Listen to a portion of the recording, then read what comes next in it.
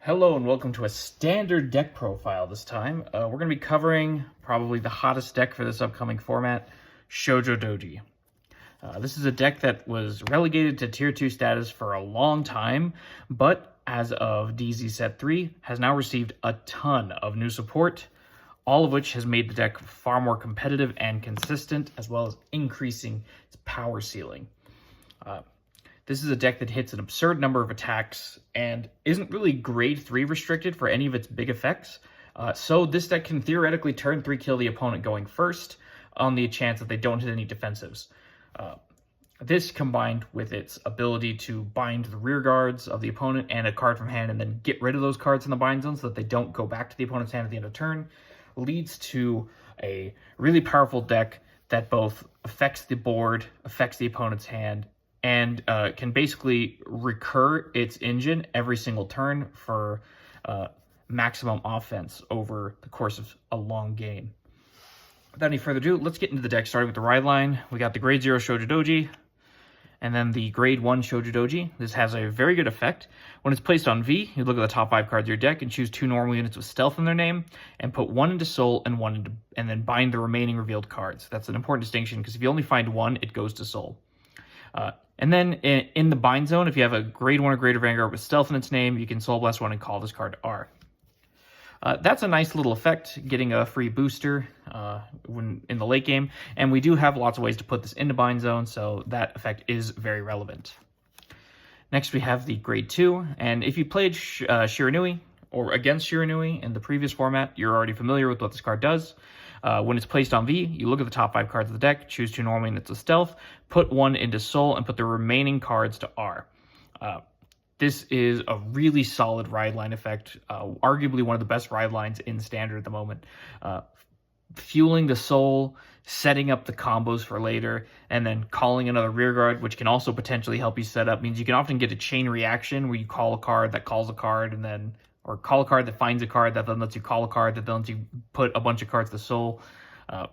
Really solid ride line. And this also has the same effect as grade 1, which is that if you have a grade 2 or greater Vanguard with stealth in its card name, you can Soul Blast 1 and call this card R from bind. Just another way to guarantee that we always have units to attack our opponent with.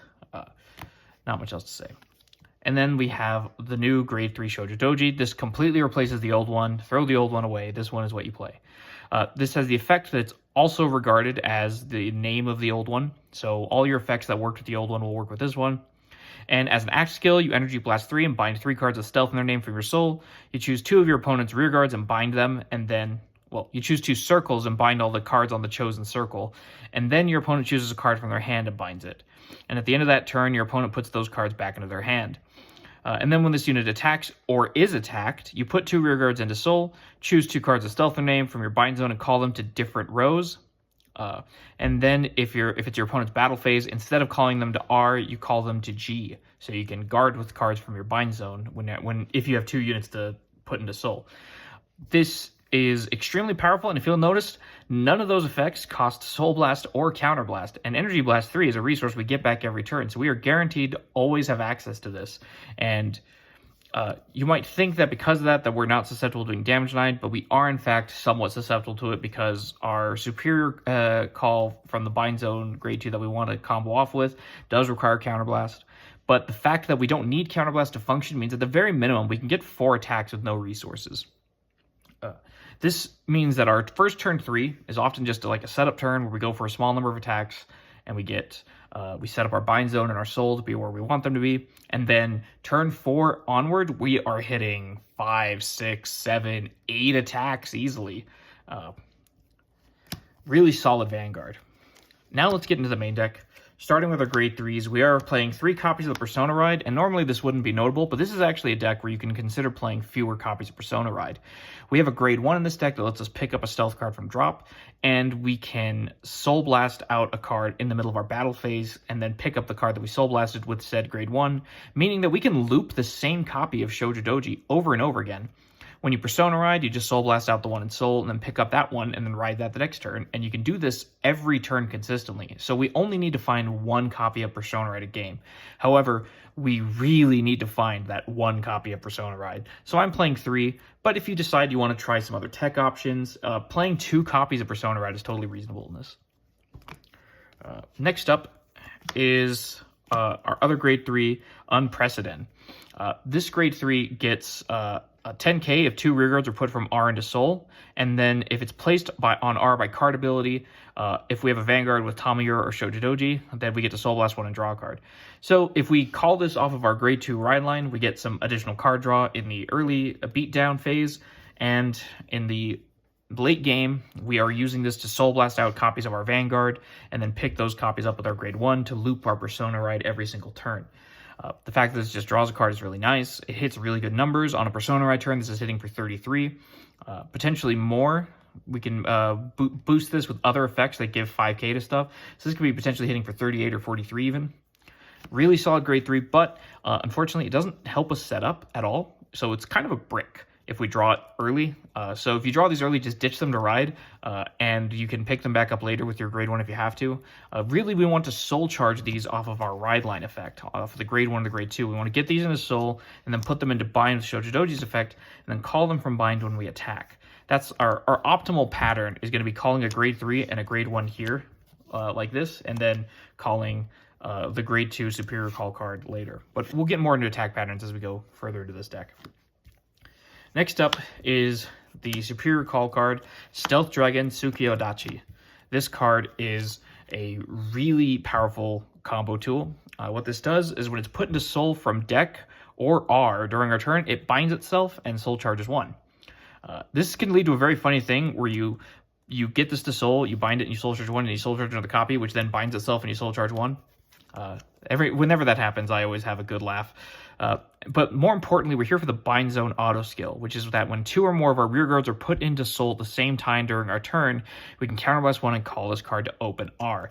Now our Vanguard eats 2 rearguards into soul to pay for its ability when it attacks, meaning that our Vanguard turn will always call one of these out. That means we're getting at minimum 5 attacks, assuming our bind zone is well prepared, which it should always be. And if we can put these back into soul, which will then put themselves back into bind, we can set up even more attacks. So at minimum, if we get 2 of these, you're good to go. Anytime you put one of these into soul, it'll bind itself, and then the one that's already in bind zone will call itself out. And then if you can put this one back into soul, the one that you put into soul and bound already will be able to call itself back out again, and you'll just loop them. As long as you have counterblast and ways to keep putting rearguards into soul, you can keep looping the same 2 copies of Shojodoji. However, if you have 4 copies in bind, you open up the power ceiling to get even more attacks for very expensive lines of play. It's going to burn all of your counterblast to do so. So usually you're not going to go for those. And you're also going to have to get pretty lucky to get multiple copies of Shojodoji in a bind anyways. So mostly just focus on practicing looping the 2 copies in order to make sure that you have the most consistent game plan. Next up is our support cards, all of which are designed to help us engineer the board state where we have Shojodoji and this grade 3 and a grade 1 in bind. This grade 2, Ogijishi, what this does is when it's placed on R, we look at the top 5 cards of the deck, we choose a unit with stealth in its name from our deck and put it into soul, and then shuffle the deck, and if our opponent's Vanguard is grade 3 or greater, this unit gets 5k. So this is just another way to get Shojodojis into soul for no cost, which will then put itself into bind if it's put into soul from deck. And then when this unit is put into R from soul, or is put from R into soul during our battle phase, we can counterblast 1, choose 2 face-up cards in the opponent's bind zone, put them into the drop, and then all of our front row units with stealth in the name will get 5k. We'll get the red text. All of our units with stealth in their card names get 5k, which means that this will apply even to units we call later. Now, this is really important because it turns our card neutral Vanguard skill that just temporarily got rid of their effects into a permanent permanent elimination. Those cards are gone. They're in the drop zone now, so they can't go back into their hand. So that means we can permanently kill rearguards, and that card that they put into bind from hand, we can get rid of permanently. Really solid effect, and the counterblast 1 giving 5k to the front row is just really good for making sure we're able to continuously hit numbers. Really strong card. One of the best support options we could have gotten, honestly. Next up, we have Stealth Fiend Izasao. This is another familiar card. If you've been playing Shiranui, you're playing against it. When placed, if you have a Vanguard with Shojodoji in its name, you can counterblast 1, look at the top 5 cards of the deck, choose up to 1 normal mutant with stealth in its card name and add it to your hand, and then shuffle. And then when it's put into from R into Soul during your turn, you can choose one of your opponent's face-up cards in the bind zone, put it on the bottom of the deck. So this is another way to get rid of cards that you bound with Shojodoji. And then your Vanguard gets 5k. Really good setup card. This is so strong that it had to be choice restricted. Or rather, Shiranui had to have its ride line fixed to specifically the deck ride line so that it specifically couldn't play this card because this card was so good. This card is absurdly powerful, and we abuse it way harder than Shiranui ever did because our whole deck is stealth units, and we actually get the second effect. It's insanely good. And then next, I'm playing 2 energy cyclers. You'll end up with 3 spare energy over the course of a game because if you're going first, you'll ride up, you'll get 3 on turn 2, and then you'll get another 3 on turn 3, and then you'll spend 3 every turn for the rest of the game. So that 3 energy, you might as well spend it on a ride cycler. But if you go second, you'll end up with 2 extra energy because you'll get 3 on your first turn, 3 on your second turn, 3 on your third turn. So playing 2 of these enables you to spend that extra energy when you're going second. And if you're going first, you can pay the counterblast if you have spare counterblast, though you're probably just going to end up discarding these to perfect guards or something. And then next up, we have our grade 1s. This is Fulgent Stealth Rogue Kinround. This is a really good card for enabling the combo. What this does is at the end of the battle it boosted, it puts, if you have a grade 3 or greater Vanguard with Shojodoji in its card name, you put 2 rear guards in the same column as this unit into Soul, so the unit you boosted and itself. And then you choose a grade 2 or greater unit with stealth in its card name from your drop and put it in your hand. So this triggers your Shojodoji because it puts 2 rear guards into Soul, which means that every time you boost with this and eat the column, you'll be able to call this card from your bind zone, enabling another attack. Usually, it's often best to pair this card with a Shojodoji, and this is how you attain the loop. So, given this board state, we swing, we boost, we put these to Soul, this goes on standby, we pick up a card from our drop, preferably a copy of Persona Ride. Then we call this out, then we resolve this, and we Soul Charge 1 and bind this card. And then, when we eat this with our Vanguard swing, this will go into Soul, which will put itself on standby, and we'll get to call this one out, and then this one will Soul Charge a card and bind itself. And you'll be able to keep looping this effect over and over again.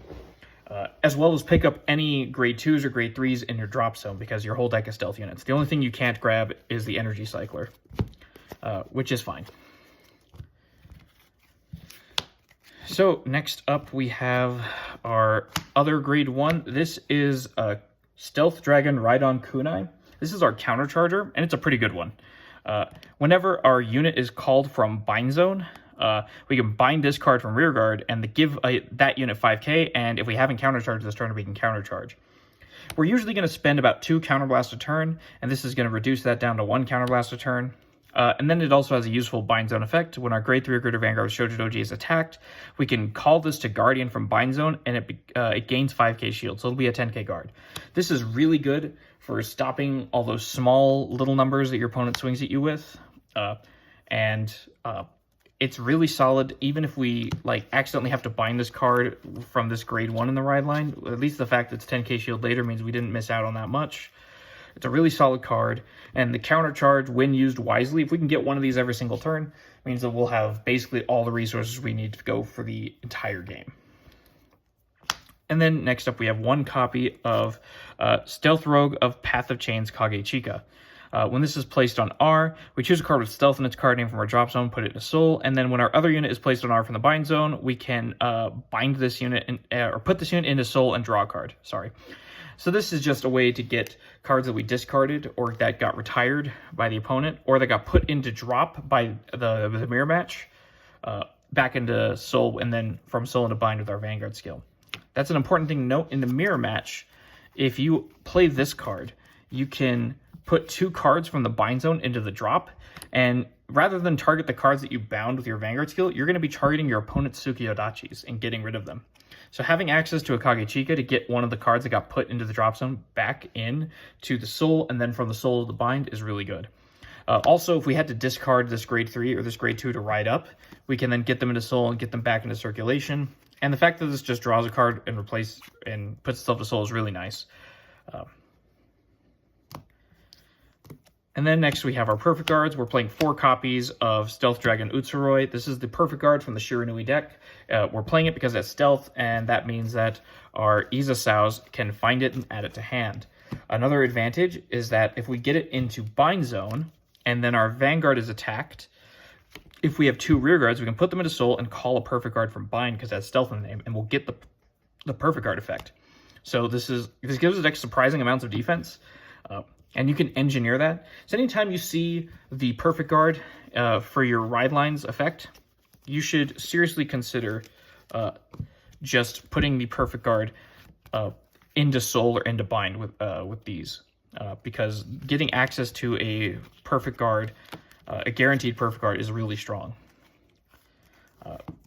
Next up, we have a single copy of Bracing Angel Ladder. This is just here in order to make sure that we don't lose to Shiranui. You go into this, and then their turn sucks, and then you kill them on your Persona Ride turn.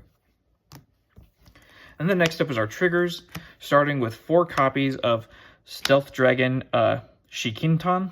This is important to play because we can call stealth cards from the bind zone with our Vanguard skill. And so if we incidentally soul charge any triggers, we can then bind those triggers with the Vanguard skill and then call them when we're attacked later for surprising amounts of extra shield. And that's the only reason. We're currently in a meta where now none of the effect heals are really worth it. The restand heals are only good against 1 or 2 decks in the format.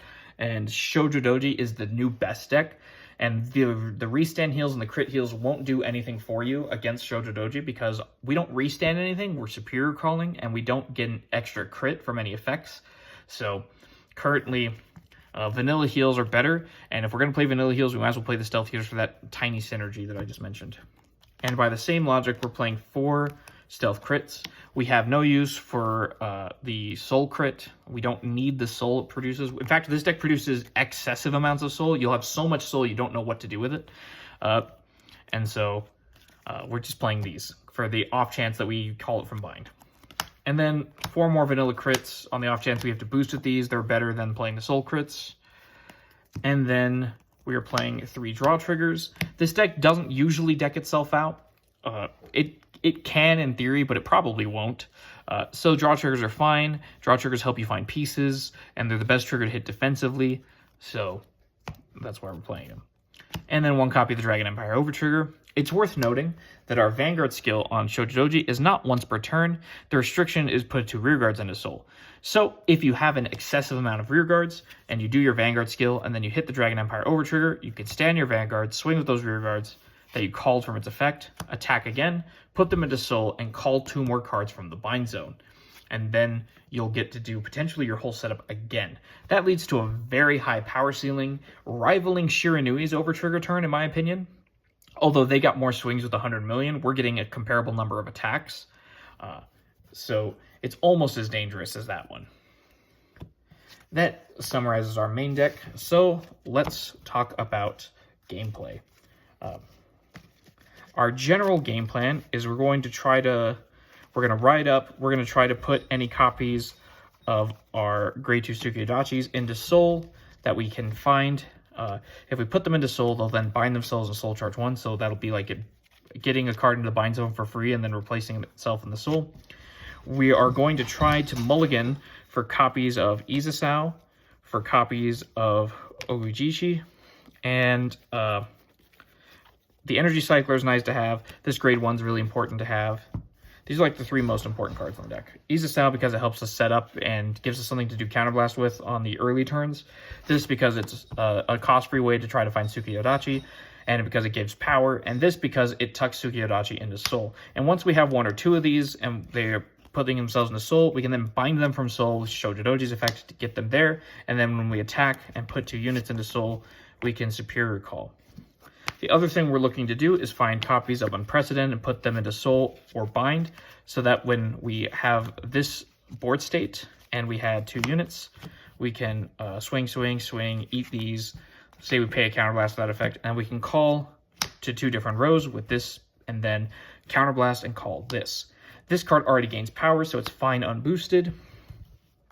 And then the Vanguard will do its drive checks. We'll swing with these, they'll put themselves in the Soul, this will bind itself. And then if we have any other copies of it, it'll Counterblast and call, which will give us a pretty big number of attacks. On average, something like 6 attacks is like a pretty average hand and board state for me. Something like 7 or 8 is possible if you have a very good setup and you have a lot of counterblast to spend. Oh, there's the cat. Let's get him out of the way. That's going to come down to how many copies of this card you find. And in the mirror, remember, your opponent's going to be trying to put these from your bind zone into your drop zone if they know how the mirror works. Which brings us to why these 2 cards are so important again, because both of these have the ability to put stuff away.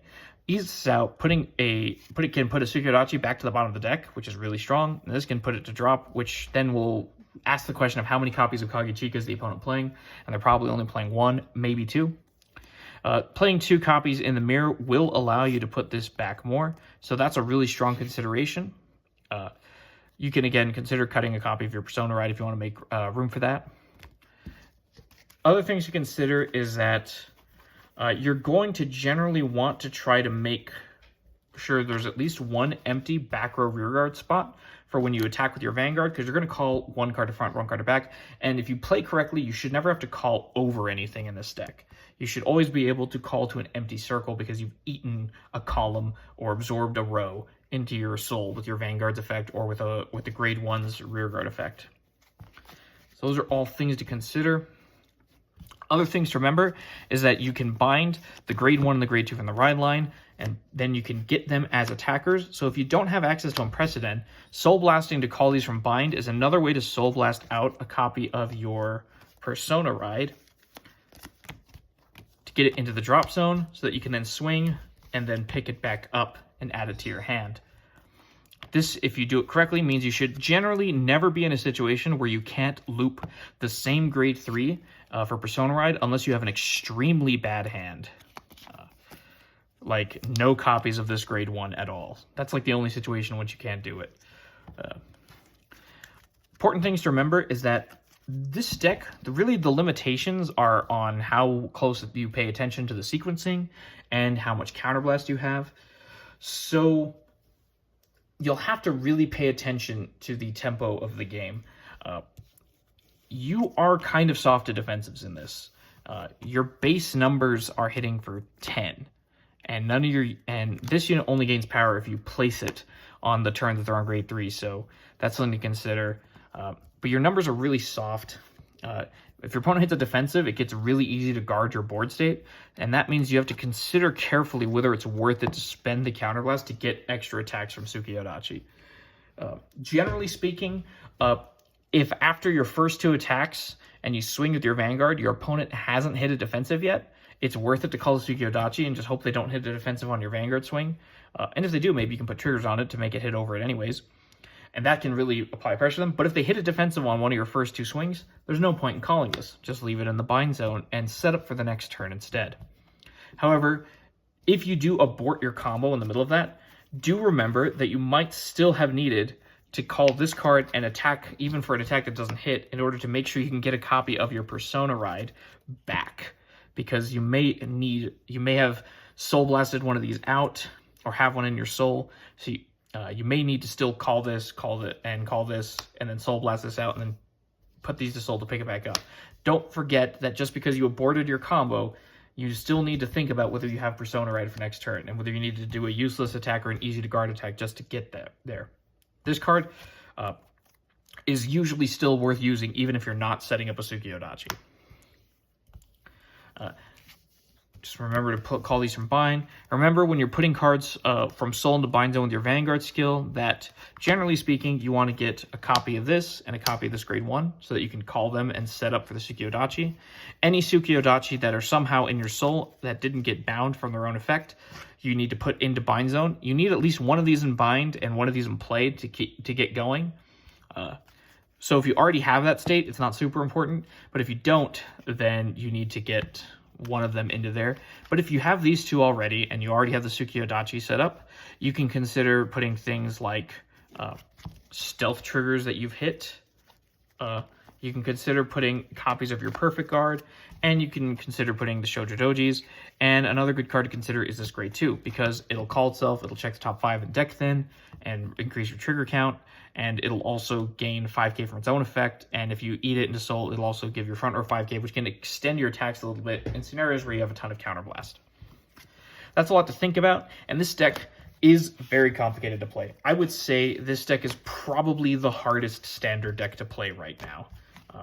It is it has a lot of moving parts. It has a lot of sequencing you have to remember, because you have to put Shojodoji's effect on standby whenever it's gotten to soul. You have to finish resolving the effect you're on, and then you can bind the Shojodoji from soul and countercharge.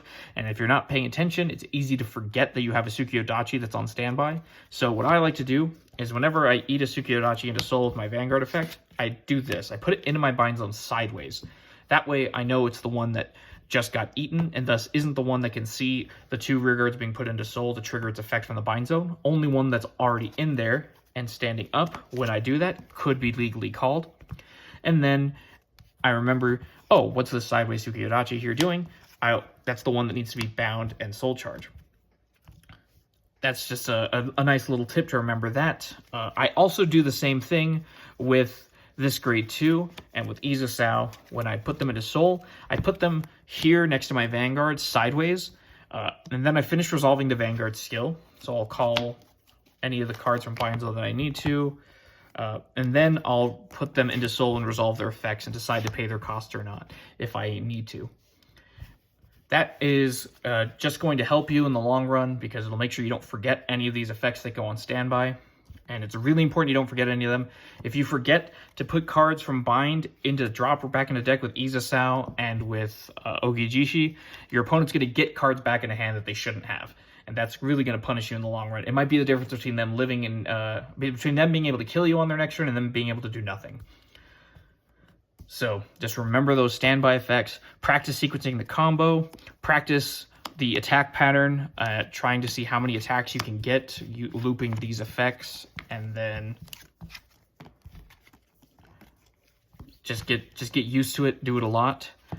And another thing to note is that you need to get fast when doing the effects. Your Ride Line and your Izasaos and your Ogijishis and all these other effects all are going to take time off the clock.